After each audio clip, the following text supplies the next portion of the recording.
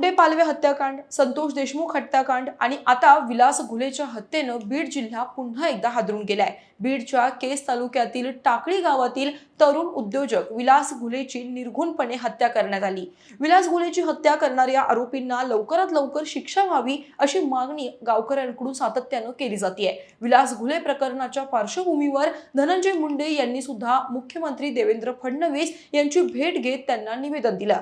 बीडचे खासदार बजरंग सोनवणे यांचे सुपुत्र सौरभ सोनवणे यांनी आरोपींना फरार होण्यास मदत केली असा आरोप करण्यात आलाय आणि त्यामुळेच धनंजय मुंडे यांनी या प्रकरणाला उचलून धरलं अशा चर्चा आहेत। सध्या या प्रकरणाला राजकीय वळण दिलं जातंय, आरोप प्रत्यारोप सुरू आहेत। नक्की हे सगळं प्रकरण काय, विलास घुलेची हत्या कशी करण्यात आली आणि आपल्या मुलावर होत असलेल्या आरोपांवर बजरंग सोनवणे काय म्हणालेत, सगळं या व्हिडिओतून समजून घेऊयात। नमस्कार, मी अक्षता, आपण पाहताय मुंबई आउटलुक। बीड केज राष्ट्रीय महामार्गावरील गावकरी हॉटेलचे मालक विलास घुले आणि त्यांचा भागीदार आकाश चाळक हे शनिवारी 20 जून रोजी हॉटेलवरच होते। या दरम्यान काही जण उमेश माने नावाच्या तरुणाला अनैतिक संबंधांच्या संशयावरून मारहाण करत होते। त्यावेळी पांढऱ्या रंगाच्या एका स्कॉर्पिओ मधून आलेल्या बाबासाहेब कदम, मंगेश कदम आणि रामेश्वर गायकवाड यांनी उमेश माने याला अनैतिक संबंधाच्या कारणावरून मारहाण करण्यास सुरुवात केली। उमेश माने पळून जाऊ लागल्यानं त्याला वाचवण्यासाठी विलास घुले आणि नितीन घुले धावत गेले। त्यानंतर आरोपींनी त्याचाही पाठलाग केला। समर्थ बियर बार समोरील राष्ट्रीय महामार्गावर सर्वांनी विलास आणि नितीन या दोघांना अडवून त्यांच्यासोबत मारहाण केली। याच वेळी रामेश्वर गायकवाड यांना सोबत आणलेल्या चाकूनं विलास घुले याच्या पोटात सपासप वार केले। हल्ल्यानंतर विलास घुले यांना तातडीनं केज येथील शासकीय रुग्णालयात दाखल करण्यात आलं, मात्र प्रकृती गंभीर असल्यानं त्यांना पुढील उपचारासाठी अंबाजोगाई येथील स्वामी रामानंद तीर्थ रुग्णालयात हलवण्यात आलं।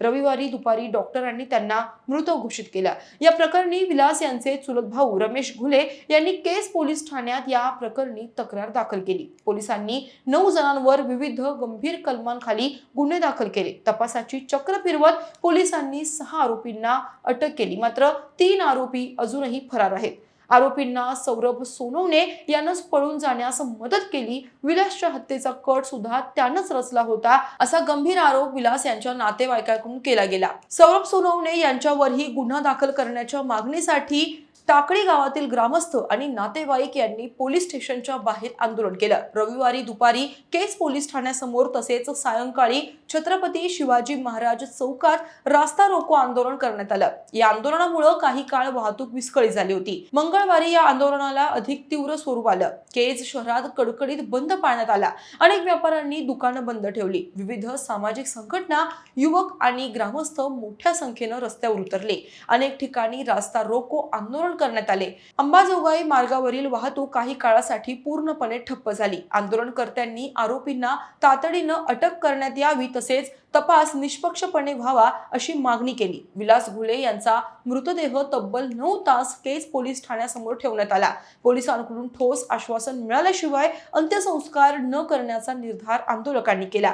पोलीस अधीक्षक नवनीत कावत यांनी आंदोलनकर्त्यांशी संवाद साधताना सौरभ सोनवणे यांचे mobile location, call detail record, संभाषणे आणि सीसीटीव्ही फुटेज तपासण्यात आल्याची माहिती दिली। प्राथमिक तपासात या प्रकरणाशी त्याचा कोणताही संबंध आढळून आला नसल्याचं स्पष्ट झालं। तपासाबाबत सविस्तर माहिती दिल्यानंतर गावकऱ्यांनी अखेर आंदोलन मागे घेतलं। रात्री उशिरा 11च्या सुमारास विलास घुले यांच्या पार्थिवावर अंत्यसंस्कार करण्यात आले। दुसरीकडे मात्र खासदार बजरंग सोनवणे यांनी आमचा या प्रकरणाशी काहीही संबंध नसल्याचं म्हणत मुलावरील सगळे आरोप फेटाळून लावले। एवढंच नाही तर त्यांनी धनंजय मुंडेंवर सुद्धा टीका केली आहे।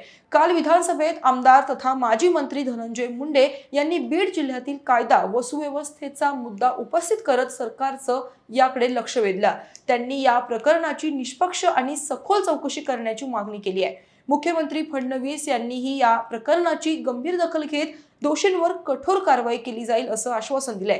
या प्रकरणाचे गांभीर्य पाहून बीडचे पोलीस अधीक्षक नवनीत कावत यांनी या संपूर्ण हत्या प्रकरणाची चौकशी विशेष तपास पथकाद्वारे SIT केली जाईल असं जाहीर केलंय। SIT कडून फरार आरोपींचा शोध आणि संभाव्य नव्या खुलाशांमुळे येत्या काही दिवसांमध्ये या प्रकरणात महत्त्वाच्या घडामोडी घडण्याची शक्यता आहे। विलास घुले यांच्या कुटुंबियांसह संपूर्ण बीड जिल्हा आता न्यायाच्या प्रतीक्षेत आहे।